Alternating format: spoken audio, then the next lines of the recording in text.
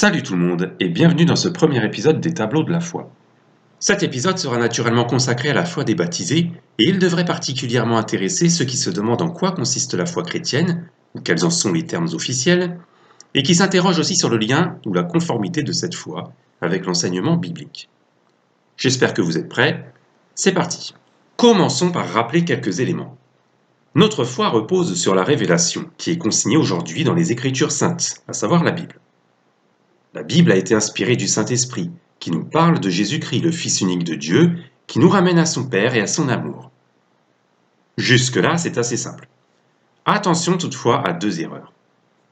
La première erreur consiste à envisager la Bible comme un livre unique, donc une donnée qui irait de soi pour n'importe qui. Au contraire, la Bible est une bibliothèque composée de plusieurs dizaines de livres, eux-mêmes rédigés sur bien plus de 10 siècles. Par conséquent, la liste des livres qui composent cette bibliothèque ne va pas de soi pour un simple individu. Par exemple, si vous demandez à quelqu'un, surtout à un non-chrétien, si des textes comme l'Évangile selon Thomas ou le livre d'Enoch ont leur place dans la Bible, la réponse risque d'être positive. Et pourtant, ces livres-là ne sont pas du tout bibliques. Il faut donc se souvenir que la Bible a été reçue, discernée et transmise, dans l'histoire dont Dieu est le seul maître, non pas par un individu isolé, ou par une juxtaposition d'individus isolés, mais par un peuple. Ce peuple est une communauté de foi. Ça veut dire que ce qui le caractérise, ce qui relie ses membres, ce n'est pas un critère ethnique ou social, mais c'est la vérité divine elle-même. Pour cette raison, l'apôtre Paul écrit que ce peuple, l'Église, est la colonne et l'appui de la vérité. Bref, si on ne doit pas croire sur parole tout ce qui se dit Église, évidemment, on ne doit pas non plus démarrer notre lecture de la Bible en faisant comme si l'Église, qui est pourtant le réceptacle des Écritures, n'était pas censée exister ou que son témoignage nous était inconnu. Deuxième erreur. Elle consiste à imaginer que la Bible serait restée fermée pendant longtemps avant d'être redécouverte. Dans un tel cas de figure, nous dépendrions d'experts qui, à l'instar de Champollion avec les hiéroglyphes égyptiens, nous rendraient accessible un message biblique autrement perdu. Au contraire, la Bible est restée ouverte et vivante depuis le temps de sa rédaction. L'Église n'a jamais perdu le contact avec elle et elle a toujours alimenté la méditation et la prière du peuple chrétien. Plus encore, ce message biblique a été continuellement célébré, au moyen d'une institution elle-même biblique, sur les personnes mêmes qui étaient ainsi reçues et constituées en Église. Cette célébration consiste principalement dans le baptême, dont on trouve l'institution dans l'Évangile selon saint Matthieu, chapitre 28, verset 19, où notre Seigneur dit à ses disciples, et je cite, « Allez donc et instruisez toutes les nations, les baptisant au nom du Père, du Fils et du Saint-Esprit. » Regardons donc en quoi consiste le baptême. Tout d'abord, le baptême se compose d'une parole. Il s'agit de l'invocation que nous avons lue, puisque le serviteur du Seigneur est baptisé au nom du Père, du Fils et du Saint-Esprit. Cette parole est d'ordre théologique, c'est-à-dire qu'il s'agit d'un discours sur Dieu. Et cette théologie est d'emblée trinitaire, puisque un seul nom, désignant une seule divinité, y est invoqué comme Père, Fils et Saint-Esprit. Mais le baptême ne consiste pas uniquement en la proclamation d'une formule. Ceci nous mène au deuxième point, à savoir le geste. Le geste baptismal est supposé par le mot baptême, dont l'étymologie se rapporte à une immersion et plus largement dans la Bible à toutes sortes de lustrations. Dans ces diverses formes, en effet, il y a un bain qui consiste en un passage sous ou à travers l'eau, et l'Écriture assimile ce passage à un ensevelissement dont on ressort heureusement vivant. Cet ensevelissement et la sorte de résurrection qui s'ensuit se réfèrent d'abord à la mort et à la résurrection du Seigneur Jésus, ainsi que l'enseigne l'apôtre Paul dans son épître aux Romains, chapitre 6. Ce tournant est au cœur de l'œuvre et de l'identité du Christ. L'ensevelissement du Christ, au soir de sa passion, est en effet le terme de ce qu'on appelle son abaissement, qui a commencé avec son incarnation, c'est-à-dire lorsqu'il a quitté la gloire du ciel pour devenir homme, naître comme un humble enfant, être déposé dans la crèche, et ainsi de suite. Cela souligne donc l'humanité que le Christ assume. D'autre part, il y a la résurrection, le troisième jour, qui est, quant à elle, le point de départ de sa glorification. Il s'ensuit en effet son ascension, sa session à la droite du Père dans le ciel, autant de choses qui soulignent sa divinité. En tout, ce geste, qui est aussi inspiré que la parole qui l'accompagne, proclame et résume donc l'économie divine, c'est-à-dire l'arrangement par lequel le Dieu très saint, dans sa miséricorde, a veillé au salut des créatures qui, au strict regard de sa loi, étaient indignes de connaître la béatitude. L'accomplissement du geste serait impossible sans un élément, à savoir l'eau. Cette eau manifeste évidemment notre purification. L'apôtre Paul écrit que Christ a aimé l'Église et s'est livré lui-même pour elle afin de la sanctifier en la purifiant et en la lavant par l'eau de la parole. Épître aux Éphésiens chapitre 5 verset 26. Mais l'usage inspiré de l'eau a un sens, si je puis dire, plus profond. D'une part, en effet, cette eau nous renvoie à une vérité créationnelle. Nous lisons en effet dans le livre de la Genèse, premier livre de la Bible, au tout premier chapitre, que au commencement Dieu créa les cieux et la terre, et que l'Esprit de Dieu se mouvait sur les eaux.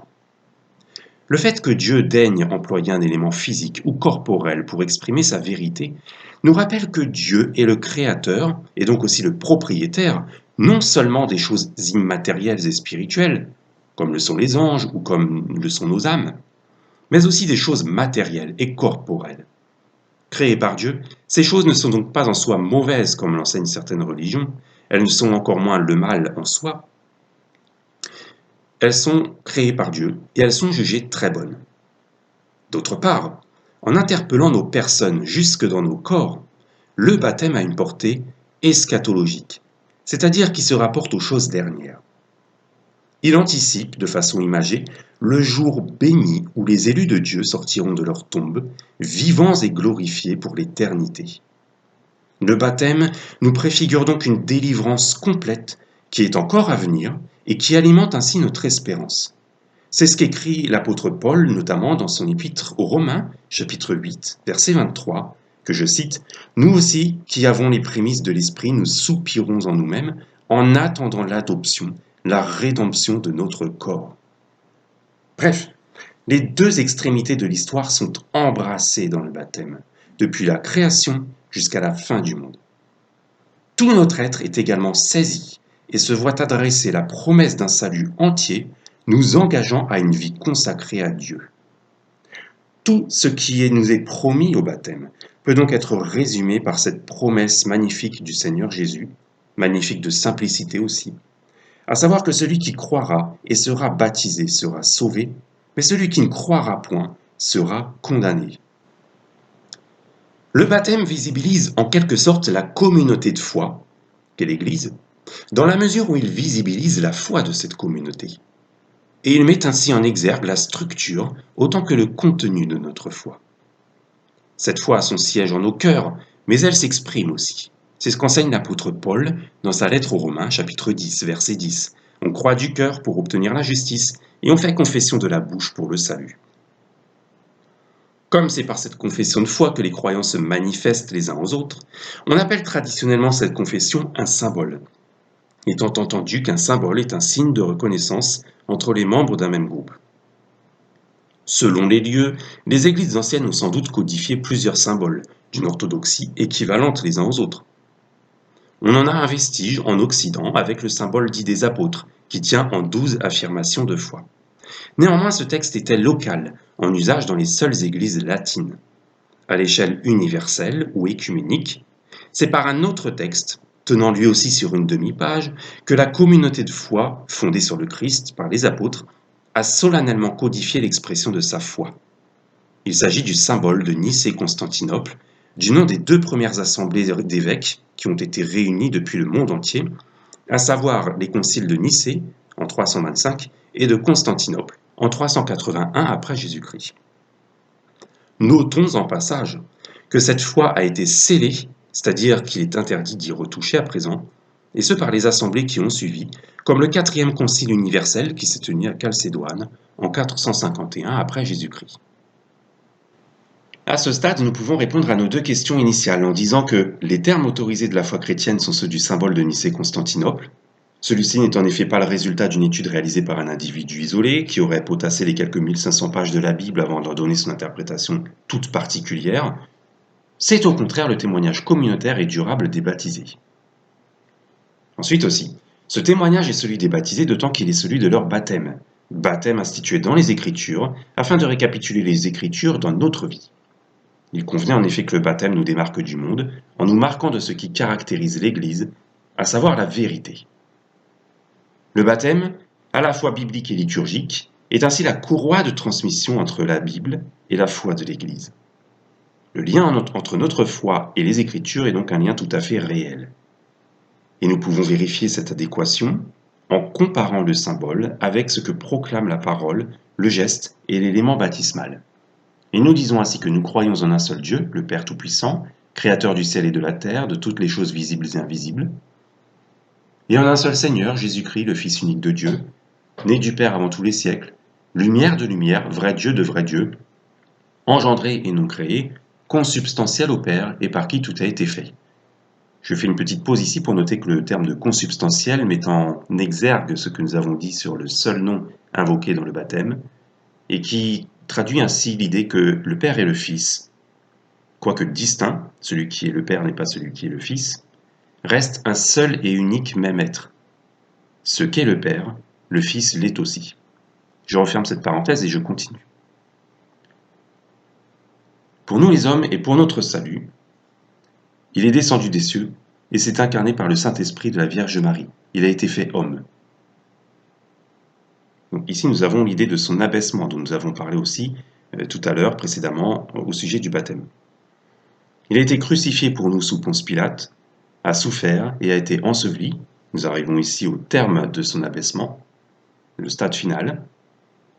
Il est ressuscité le 3e jour selon les Écritures et est monté aux cieux. C'est ici le départ de sa glorification dont nous avons parlé également. Il siège à la droite du Père et reviendra en gloire pour juger les vivants et les morts. Son règne n'aura pas de fin.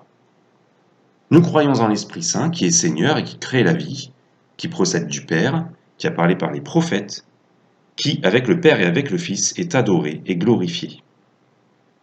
Nous croyons une seule Église, sainte, universelle et apostolique. Nous confessons un seul baptême pour la rémission des péchés, et nous attendons la résurrection des morts et la vie du siècle à venir. Amen. Verdict, dans sa structure autant que dans son contenu, la foi professée dans le symbole coïncide totalement, elle est totalement identique à la foi célébrée dans le baptême, donc à la parole de Dieu. Voilà, cet épisode touche à sa fin, j'espère qu'il aura été suffisamment édifiant et que vous aurez apprécié son format. Je vous donne rendez-vous si Dieu le veut pour un prochain épisode et en attendant n'hésitez pas à vous abonner à cette chaîne, vous recevrez ainsi des notifications lors des prochaines publications. Vous pouvez aussi laisser un pouce bleu, vous pouvez venir sur le blog pour laisser un commentaire, je donnerai le lien du blog sur le descriptif de cette vidéo. Et en attendant, je vous souhaite une bonne journée dans le Seigneur. Ciao!